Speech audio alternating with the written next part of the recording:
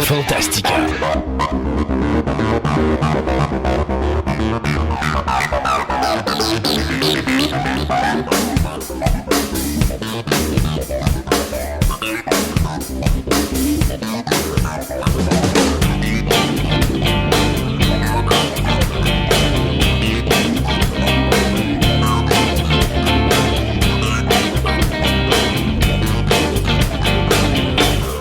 Bienvenue à vous tous à cette version abrégée de l'émission intitulée Fantastica.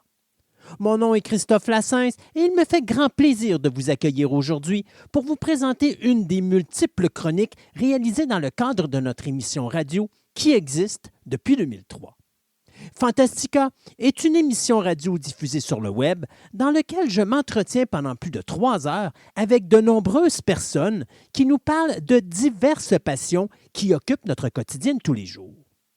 Au cours des années, nous avons amassé plusieurs centaines d'entrevues que nous vous présentons ici de façon individuelle avec des sujets qui passeront du cinéma à la musique, du jeu vidéo au comique et la bande dessinée, sans oublier des univers tels que l'astronomie, la mythologie, l'archéologie, la littérature, le paranormal et bien d'autres sujets. De plus, je vous présenterai également de multiples entrevues que j'ai réalisées avec diverses célébrités de différents milieux. Gaëtan Marcon continue à nous parler de l'univers du comic book, plus spécifiquement de la collection Héritage.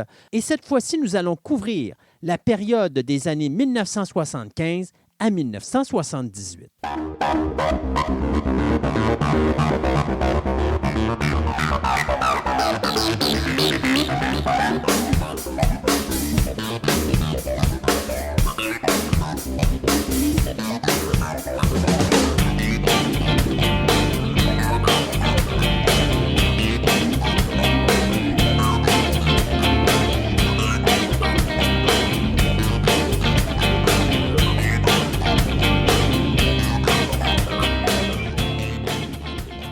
De retour à Fantastica et plus précisément au Comic Héritage ou le comic francophone Marvel Comics réalisé et distribué par les éditions Héritage.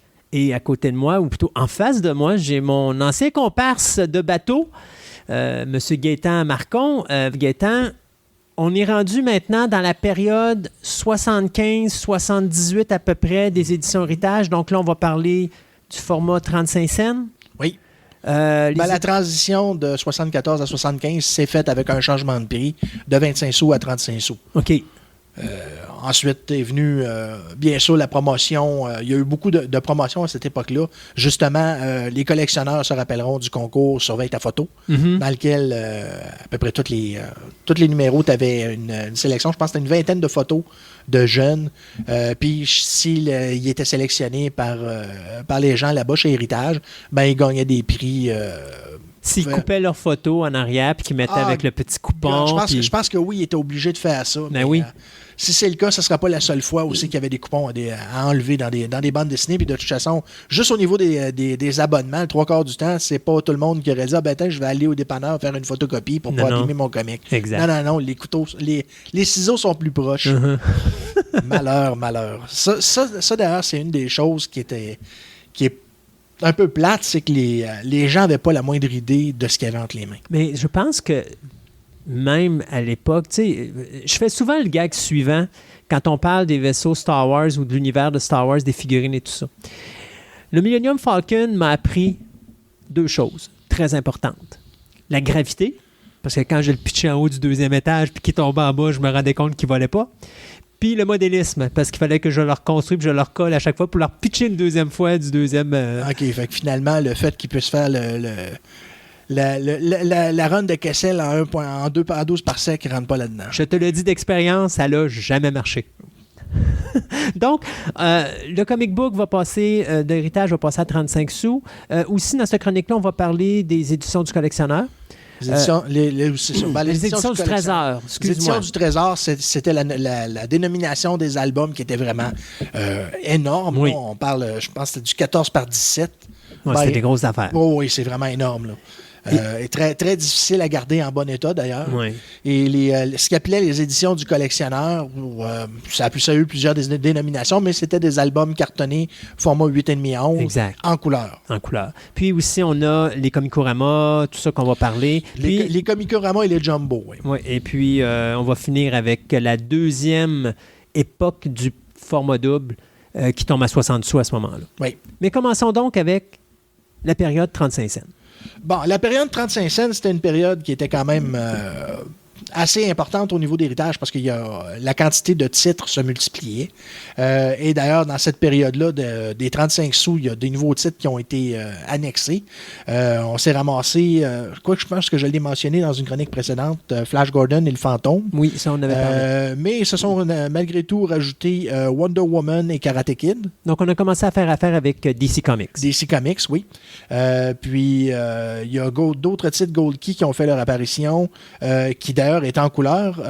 Il y a eu Woody le Pic et Roadrunner, qui étaient des titres pour enfants, qui ramenaient tranquillement la couleur chez Héritage. Mm-hmm. C'était des tentatives, mais au moins en ayant un bassin plus grand pour les enfants, ben déjà là, c'était des tests qui coûtaient pas cher. C'est-tu moi où la qualité de la couleur sur ces comics-là était de loin supérieure à ce qu'on avait déjà eu? Ouais, ben il y avait quand même l'expérience là, de la publication en couleur. Fait que c'était un peu plus approprié que les premières années où c'était des tests. Puis si tu avais des bandes dessinées où c'est que les couleurs étaient harmonisées au dessin, t'étais chanceux. Ouais. D'ailleurs, il doit sûrement avoir une cote au niveau de celui-là vaut plus cher du fait qu'il est imprimé correctement. Là. Mais on ne se lancera pas dans ce débat-là parce que sans ça, jamais plus j'en achèterai. Oh. Une des choses qui a fait la réputation des bandes dessinées justement dans cette période-là, c'est l'apparition de la bourse aux échanges. Quoique la bourse aux échanges, c'est plus au niveau des albums doubles, quand la bande dessinée Héritage a fait un retour vers les albums à double édition. Ma mémoire, c'est bonne, là, c'est que c'est comme le coin du lecteur, sauf que là, les gens disent « OK, j'ai tel numéro, je cherche tel numéro, je suis prêt à échanger » ou des choses comme ça. Oui, là. Et les plus cocasses, c'était « Je recherche Hulk numéro 1, je paierais 12 cents pour. Mm-hmm. » Bonne chance. Oui, mais à l'époque, ça aurait pu marcher. Oui, ben disons que si tu trouvais quelqu'un qui était assez... Parce qu'à l'époque, il n'y avait pas de marché. Là, non, il n'y avait pas de marché, mais c'est parce que quand même, je veux dire... Moi-même, à l'époque où j'ai commencé à collectionner, la plupart des titres que je n'avais pas, je les trouvais dans des Comicorama. Mm-hmm. C'est seulement avec l'avènement des magasins spécialisés, dont le premier qui a fait son apparition à peu près à cette période-là, la Maison du Trésor à Québec, ce que là, j'ai commencé justement à voir les albums qui précédaient le numéro 9 de Hulk ou le numéro 10 de Hulk, par exemple, que j'avais jamais vu, là. J'avais déjà vu des dessins, mais les voir de mes yeux vus, là, c'était... Je rentrais dans un musée, moi, là. Puis en plus, il était pas cher à cette époque-là. Là. Non. Les couleurs, tu pouvais les avoir pour une dizaine de dollars. Là. Les années 80. Ah, c'est sûr. Donc, outre ça, le concours... non, le concours, on en a parlé. C'est ça. On arrive avec les éditions du Trésor qui sont au nombre de 9 chez Héritage. Il y a eu celui de Hulk qui a commencé le bal, dans lequel... tous les numéros, si je me rappelle bien qu'il y a là-dedans, sont tous des numéros exclusifs qui n'avaient jamais été publiés chez Héritage. Il y a ça qui faisait que ça rendait le... Incluant les origines de Hulk, je pense, pour commencer. Tu avais l'origine, mais c'était pas l'origine qui provenait du numéro 1, c'était l'origine qui avait été réutilisée dans le numéro 3. OK. Après ça, tu avais une histoire qui était tirée de Tales to Astonish entre Hulk et Hercule. Mm-hmm. Ensuite, tu avais Tales to Astonish numéro 100 dans lequel les deux protagonistes du titre d'anthologie Astonish se battaient l'un contre l'autre. C'était Submariner contre Hulk. Mm-hmm. Tu avais ensuite une histoire avec le leader. Et tu avais... un peu. Il faut que je me rappelle. Oui, tu avais la première apparition de Doc Samson. C'est ça qui me manquait. Oui. Ça, c'était les récits qui composaient justement la première édition de Hulk. Ensuite est venu Spider-Man. Justement, je mentionnais tantôt la mort du capitaine Stacy, le père de Gwen Stacy, qui était là-dedans, qui a été tué en sauvant un enfant à cause que les bras du docteur Octopus s'étaient affolés, puis il y a une cheminée qui s'est écroulée sur lui, ni plus ni moins. Et dans ce récit-là, lui révélait qu'il savait que Peter Parker était Spider-Man, puis occupe-toi de ma fille. Elle t'aime beaucoup. Mhm. La fin. Ensuite sont venus les Fantastic Four, encore une fois, qui contenaient des récits exclusifs qu'on n'avait jamais vus, dont la deuxième apparition du Dr. Doom, qui faisait alliance avec Submariner. Donc, c'était vraiment quelque chose d'exceptionnel. On avait la première apparition de l'Homme Impossible, qui est un personnage farfelu, mais qu'on a eu justement, on a vu réapparaître, je pense, quelques années après, dans la série numéro 65 précisément. Ouais. T'es dangereux. Ensuite est venu Thor, qui était une compilation de récits qui faisait la transition entre Journey into Mystery et Thor, parce que le titre anthologique Journey into Mystery, dans lequel étaient publiées des histoires d'horreur, est devenu a publié des histoires de Thor jusqu'à temps que le titre devienne le puissant Thor. Ouais. Donc, c'est un récit où Hercule se mesure à un autre des autres dieux de l'Olympe, qui se trouvait être Pluton, si je me rappelle bien. Ensuite, les 2 numéros que bien des gens de notre époque voulaient absolument avoir, l'adaptation de La Guerre des Étoiles. Bien sûr.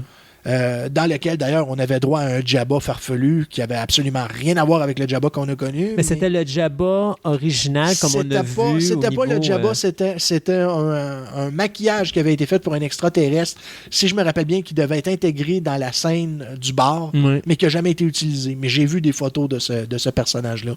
Mais je ne sais pas pourquoi, le scénario contenait déjà ce personnage-là, Jabba, sans image précise, et ils ont présumé que c'était ce personnage-là qui était Jabba. Mais si tu lis les dialogues, c'est exactement les dialogues qu'il y a dans l'édition spéciale. Mm-hmm.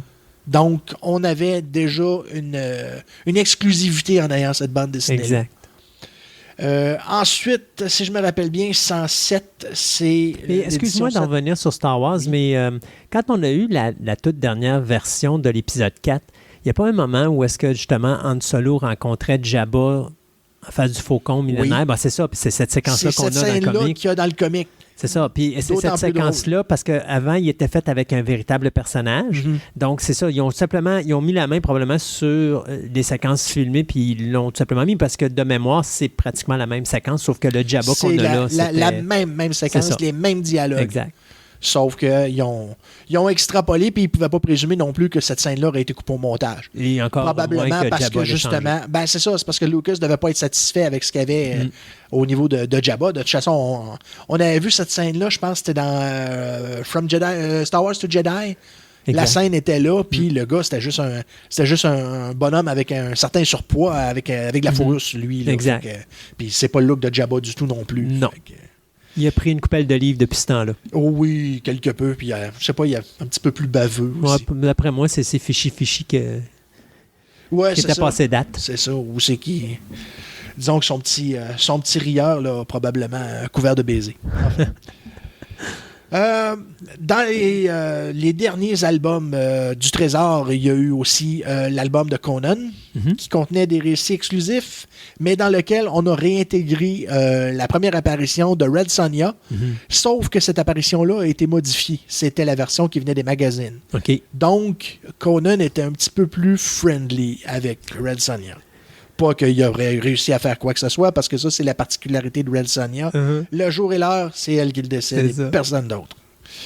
Ensuite est venu l'album avec le maître du Kung Fu, que je te disais, dans lequel il y avait les Fils du Tigre, il y avait Iron Fist, mais ça, c'était tout du produit qui provenait exclusivement des magazines. Donc, absolument rien de ça avait été connu par les fans des éditions Héritage. Puis, éventuellement, la dernière édition du Trésor qu'on a connue, c'était ce qui est aux États-Unis est connu sur le nom de Captain America's Bicentennial Battles. C'était l'album du bicentenaire de Captain America. C'était un récit complet de 80 pages dans lequel Captain America voyageait dans le temps à cause d'un extraterrestre qui s'appelait Monsieur Bouddha. Il allait sur la Lune. Hein. C'était farfelu. Il se ramassait à l'époque des cowboys. Hein. Ça, je me rappelle pas, par exemple, d'avoir vu ça. Ben, c'est du Jack Kirby, puis c'est du Jack Kirby écrit par Jack Kirby. Okay. Donc, je te dirais, c'est sûr que le produit est... Disons que je ne sais pas exactement qu'est-ce qu'il y avait dans ces cigares, mais ça devait être bon. OK. Parce que ces histoires qu'il rédigeait lui-même étaient toujours beaucoup plus abracadabrante que ce que Stan Lee lui fournissait et qu'il faisait juste dessiner. On a juste à penser à ce qu'il a créé chez DC dans la courte période qu'il a été là. Il a créé Kamandi, qui est l'équivalent presque de la planète des singes. Mais au lieu d'avoir juste des singes, il y a toute la panoplie d'animaux. Oui. Il a créé les nouveaux, ce qu'il appelle les New Gods, dans lesquels tu as bien sûr Apocalypse, non, pas Apocalypse, mais Darkseid, qui est un des gros méchants du DC Universe. Puis des personnages comme Mr. Miracle, qui est beaucoup moins connu, mais quand même, je veux dire, c'est comme tout dans la même talle de personnages qui sont tous interreliés de toute façon. Puis Kirby marchait souvent sous ce principe-là. Il aurait été là plus longtemps, puis éventuellement, on se serait fait dire que Kamandi était probablement parent avec Darkseid, là, mais on n'ira pas jusque-là. Donc, à la même période que l'on publie les éditions du Trésor, les éditions Héritage font une tentative de percer avec du matériel exclusivement québécois. Il y a un ancien éditeur du magazine Tintin, Desclèze, qui s'est installé au Québec et a commencé à travailler sur des titres comme Brisebois et compagnie, qui était fait exclusivement pour le Québec. Tu as eu Nick Epic, qui était, on connaissait les marionnettes qui passaient à Radio-Canada. Et pour pas faire de jaloux, il faisait des personnages de TVA aussi, dont Monsieur Tranquille, les aventures de Monsieur Tranquille. Il n'y avait pas aussi, il avait pas fait de quoi les satellipopettes? Les satellipopettes, c'est venu par après, puis c'était pas Desclèze. C'était un autre qui travaillait sur le lettrage chez Héritage. D'ailleurs, tant qu'à moi, Robert Schoolcraft, c'est le premier qui a vraiment soigné le lettrage chez Héritage. Avant ça, tu voyais pas que c'était une job qui était rushée, mais c'était pas des gens qui étaient spécialisés là-dedans. Okay. D'ailleurs, la plupart des collectionneurs de longue date se rappellent de l'époque où on avait le poil qu'on n'avait pas encore se hérissait, où dans les descriptifs, c'était écrit en lettres attachées. Oui, je m'en rappelle de ça. Ça, c'était une période noire. Surtout en plus qu'à cette époque-là, on commençait à peine à lire en lettres attachées. Fait que de lire une bande dessinée qui était en lettres attachées, c'était une méchante expérience. C'était difficile. Bobino, Bobinette? Bobino et Bobinette, c'est deux albums et deux albums en bande dessinée. C'était des cartonnés rigides. Dans le même format que les Dargo, les Tintins et les Astérix, mais qui ont été publiés, ça c'était plus à l'époque des 25 cents. OK. Mais il y a deux albums, Le Monde Fou Fou Fou, puis Le Rayon Oméga. D'ailleurs, j'ai passé à deux doigts de mettre la main là-dessus il y a quelques semaines. Il va falloir que j'essaie de les retrouver. Puis il y a eu une panoplie de trucs associés, des trucs à colorier, des affaires de genre, là, des albums de jeux. Ça, il y en a eu plusieurs, mais ça, étant donné que ça tombe pas dans non, c'est ça. C'est pas non plus dans le domaine qui nous touche au niveau du comic book en comme tel. Non, c'est ça. Héritage, comme on avait expliqué dans la première chronique. Parce que l'affaire, en plus, là-dedans, c'est que c'est pas des trucs qui étaient publicisés dans les bandes dessinées. C'était des choses que tu pouvais voir à la tabagie, dans les dépanneurs, mais tu n'avais pas de publicité faite à l'interne chez Héritage pour le publiciser. À part, justement, quand on parlait des deux albums rigides, eux, ils avaient été publicisés derrière les bandes dessinées. Si je me rappelle bien, le premier album, c'était avant le Parc Safari, et le deuxième tout de suite après. Parce que tu as eu 5-6 numéros aussi que... La publicité de Parc Safari. C'était la publicité du Parc Safari. Mais tantôt, ce que je voulais dire, c'est ça, c'est que dans la première chronique qu'on avait faite sur Héritage, on avait dit justement qu'Héritage, c'était pas juste une maison d'édition sur le comic book. Il y avait une maison d'édition aussi qui faisait la distribution de romans. Merci de me lancer la balle, parce que justement, une autre des choses que je voulais mentionner, qui date des années de 75, puis ça avait été publicisé dans les bandes dessinées, c'était les deux livres qui étaient reliés au film Jaws.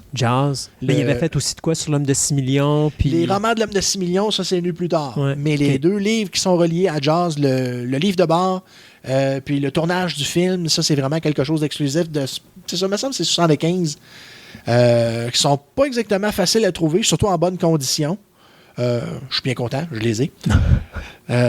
Mais c'est quand même dans les exclusivités ou dans les trucs qui sont un peu plus... qui sont différents de ce qu'on connaît du comic book. Exact. D'ailleurs, autre chose qui a été commencée en 75 aussi, c'est les sélections Archie. Oui, les albums plus petits qui ont commencé à publier des albums de plusieurs formats, mais les sélections ont été utilisées de bien des façons. Puis une des importantes des années 80, ça a été la publication de l'adaptation de l'Empire contre-attaque est faite en format de poche. Oui. En format sélection. C'est sûr que chez Marvel, je pense que ça avait été publié. Ça avait été publié en format de poche. Petit, moi, ouais, format de poche. C'est ça. J'ai le format de poche. Il a été publié en format Super Special, qui était, comment je pourrais dire, impression de qualité, format magazine avec séparation de couleurs beaucoup plus professionnelle. Puis, en plus, il avait été publié à l'interne de la série Star Wars dans les numéros 39 à 44. Ouais. Fait que tu avais 3 possibilités d'avoir la même histoire. Chose qu'ils n'ont pas faite avec Return of the Jedi. D'ailleurs, ça, on y reviendra, mais chez Marvel, ça avait été publié dans une mini-série de 4 numéros, comparativement au reste. Donc, comme je l'avais mentionné en début de jeu, ensuite, après l'apparition de toutes ces affaires-là, Héritage décide de revenir au format double. On a-tu sauté les éditions du collectionneur? Les éditions du collectionneur, c'est venu à peu près en même temps que le format double. OK. Quand les éditions de Trésor se sont terminées, il y a comme eu un vide, veux pas. C'était quelque chose que les lecteurs appréciaient, mais le format en tant que tel s'y prêtait pas. Puis faire des éditions Trésor en couleur, j'aurais été curieux de voir le prix associé à ça. Ouais. Tandis que là, en arrivant avec le format couleur 8,5-11, automatiquement en couleur, ça donnait un résultat beaucoup plus... premièrement, la qualité de papier était de meilleure qualité. En tout cas, pour les premiers qu'on a connus, qui étaient... il y avait Captain America. Il y a eu Captain America, mais Captain America, c'était pas la même qualité que le Hulk et le Fantastic Four. Okay. Non, le Spider-Man et le Hulk. Ils étaient de meilleure qualité. Et d'ailleurs, ces deux-là ont été faits en anglais aussi par Héritage. Chose que je ne comprends pas réellement, mais ça, éventuellement, probablement que j'apprendrai. C'est ça. Tu as eu 2 éditions de Hulk. Sauf que la première édition de Hulk qui ont sorti, c'était tout du matériel qui avait déjà été publié chez Héritage. Okay. Tu avais l'origine qui avait été publiée dans l'édition du Trésor. Et tu avais les deux numéros de Hulk avec Wolverine. La première apparition de Wolverine? Oui, c'est ça. Ouais. Les numéros 39-40 étaient réédités en couleur.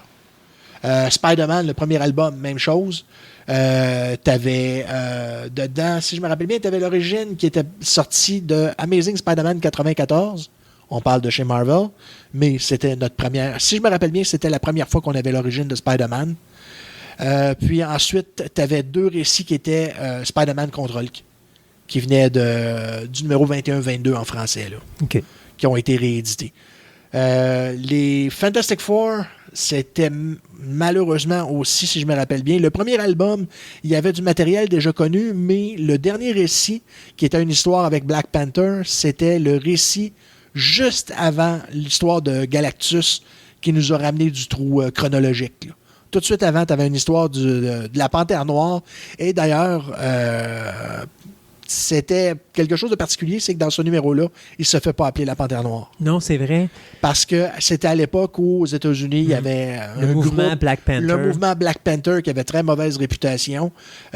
Donc, pour ne pas faire le lien avec ce groupement-là, la Panthère Noire se faisait appeler le Léopard Noir. Ouais. Puis ça a été juste quoi, un numéro, 2 numéros? Ça a été, que je sache, c'est le seul numéro où il s'est fait appeler comme ça.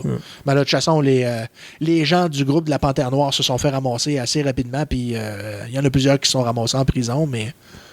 Ça a permis à Marvel de continuer avec leur idée originale. Puis de toute façon, Black Panther, c'est quand même un personnage clé de l'univers Marvel.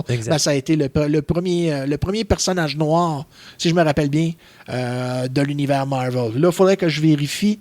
Ça se pourrait qu'il y ait le personnage qui est devenu éventuellement Black Goliath, qui a été tué dans Civil War d'ailleurs. Peut-être qu'il a été présenté avant, mais je crois que Black Panther est le premier. Okay. Mais il a commencé à avoir ses propres récits à peu près en même temps que Luke Cage a eu sa série. Donc, les années 70, ça a été pas mal une période charnière là, au niveau des changements de mentalité. Donc, au niveau des changements du format spécial au format double, chose particulière, c'est que les premiers numéros de toutes les séries qui étaient du format double avait toute la numérotation régulière. Donc, c'était un album à double avec 2 numéros, mais le numéro était un numéro simple. Donc, Hulk, 67, qui aurait dû être 67-68, s'appelait uniquement 67. La conversion s'est faite au numéro d'après, où à ce moment-là, on est arrivé avec une numérotation double qui a duré jusqu'à temps que la série, éventuellement, revienne encore une fois au format spécial. Oui. Mais je me rappelle de ça. Même, je me rappelle toutes les publicités qui avaient été faites, puis tu voyais toutes les pages couverture. Oui, ben, c'est ça, parce que tous les titres, à quelques exceptions près, si je me rappelle bien, ceux qui n'ont pas suivi tout de suite, ça a été le Fantôme, mais le Fantôme allait être annulé quelques numéros après. Il y a Wonder Woman et Ride Kid qui n'ont pas suivi non plus, et Le Maître du Kung Fu. Mais toutes ces séries-là ont suivi, genre peut-être 5-6 mois après. Mm-hmm. Puis ils ont toutes conversé vers le format double jusqu'à temps qu'il soit cancellé. Là.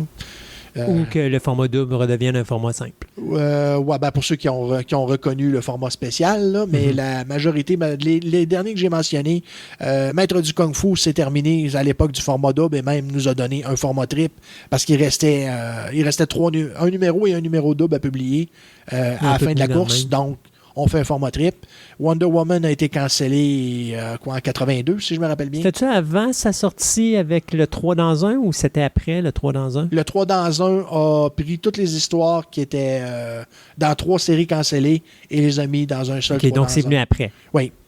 Ça a été 3 dans 1 avec Flash, Wonder Woman et Kamandi. Il y a eu 3 numéros, ça a été cancellé. Ils ont refait un album pour les 3 séries qui contenait genre 4 ou 5 récits, puis ça s'est terminé là. OK. Mais Kamandi a poursuivi ou c'était la fin de Kamandi? Non, Kamandi aurait pu continuer parce que la série complète, si je me rappelle bien, il y avait 59 numéros. Mais ça s'est pas poursuivi. Puis ce qui est le plus drôle, c'est que la série Karate Kid, le dernier numéro de la série Karate Kid se suivait dans un Kamandi qui était à la fin de la série Kamandi. Donc, on a vu quasiment la conclusion de la série Kamandi avant que... Même, je me demande si Kamandi était commencé en français quand ça a été publié. OK. Mais ça, c'est... Encore une fois, les aléas de la publication de titres sur lesquels tu n'as pas de contrôle. Donc, si on veut faire mentionner justement autre chose, c'est ça, on était sur une lancée avec les albums du collectionneur. Après les premiers envois, une fois que les premiers titres importants comme Hulk, Spider-Man, Fantastic Four et Captain America ont été faits, ils ont refait une deuxième quantité d'albums dans lequel ils ont refait un Hulk. Et le Hulk qui est sorti, c'était vraiment des numéros qui n'avaient jamais été publiés. On a eu droit à ce moment-là à 2 numéros avec, pas la première apparition de l'Abomination, mais des numéros où on ne l'avait jamais vu. Où c'est qu'il était dans l'espace avec lui. Et il y avait 2 numéros avec le Dr. Doom. Donc, c'était des numéros qui faisaient partie du trou chronologique. Donc, quand même relativement, sans être important, intéressant. Oui. Spider-Man, le deuxième album, c'était des Marvel Team Up qui avaient été traduits. C'était 4 histoires séparées, mais qui avaient des liens entre elles, qui faisaient venir des dinosaures à New York, donc déjà en partant assez loufoque. Le Fantastic Four, l'album qu'ils ont refait, le deuxième, contenait le cycle de Galactus, celui que je disais qui était au retour du trou chronologique. Il était intégral avec le premier numéro manquant. C'était une occasion pour eux de réparer les erreurs du passé. Ça donnait que Marvel avait déjà publié ces récits-là parce que c'est des Treasury Edition, des éditions du Trésor qui ont été tout simplement reformatées au format édition collectionneur. Mais quand même, je veux dire, les récits qui étaient intégrés étaient très intéressants. C'est sûr qu'il aurait pu continuer encore longtemps parce que des éditions du Trésor, il y en a eu 28 en tout chez Marvel. Puis même, il y en a eu que c'était des Marvel et DC. Le dernier Marvel qui s'est fait, c'était Superman, Spider-Man, et t'avais Hulk et Wonder Woman en plus dedans. C'était quelque chose. Mais t'avais, dis-moi si je me trompe pas, mais t'avais, parce que là, je vois que le temps... Il nous reste 3 minutes, on va finir là-dessus. Okay. Il y avait d'autres éditions aussi, genre Superman, Shazam. C'était des éditions du collectionneur. Oui, c'est ça. Mais c'était du matériel DC. C'était des éditions Trésor DC. Comme, c'est ça, t'as eu Wonder Woman. La Légion des super-héros, t'as eu Superman Shazam, t'as eu Superman contre Wonder Woman, Ouais. T'as eu Rudolph. Oh mon Dieu. Mais Rudolph, on a une drôle de réaction, mais c'est un des rares qui est difficile à trouver. Ouais. Il s'est fait en édition double avec le Noël des super-héros, qui est l'autre de DC qui a été publié, mais ces deux-là sont très, très difficiles à trouver. Okay. Puis surtout autrement qu'en édition double. Parce que la plupart de des éditions très collectionneurs ont été rééditées en format double avec comme s'ils étaient réversibles. Je sais que Conan s'était fait avec Hulk. Puis Conan, c'en est un autre qui est rare, d'ailleurs, la Croix de Feu. Là, je suis en train de me demander, j'essaie de me rappeler rapidement s'il y en a un de ceux-là que je suis en train d'oublier. Là. Ah oui, la Bible, qui est une autre édition trésor de DC qui a été faite, que j'ai pas dans ma collection et j'en pleure tous les soirs. Bon. À part ça... Une petite minute encore? OK. Qu'est-ce que je pourrais sortir de mon chapeau? Disons que en 78, Héritage a encore une fois innové, ou plutôt emprunté à des choses qu'ils avaient déjà éditées. C'est qu'ils ont fait des éditions Trésor, mais avec du matériel québécois. OK. Ils ont fait un magazine qui s'appelait l'Odyssée, qui était des histoires d'anticipation de fantastique. C'était Robert Schoolcraft, justement, le lettreur que je t'avais dit, qui était derrière ça, qui a monté ce projet-là et qui a fait des éditions Trésor avec des histoires probablement d'une 10-15 pages. Mais c'est des choses qui sont très difficiles à trouver. Parce qu'ils n'ont pas dû être édités à beaucoup, beaucoup de copies. Puis je sais qu'il existe un numéro d'humour aussi qui s'appelle justement Québec Humour, qui a été fait par le monsieur Desclaise dont je t'avais parlé, qui a travaillé sur les titres québécois, qui a été publié aussi genre 78-79, mais des séries qui sont des livres qui sont très difficiles à trouver. Gaëtan, un gros merci encore. Ça fait plaisir! On se dit à une prochaine.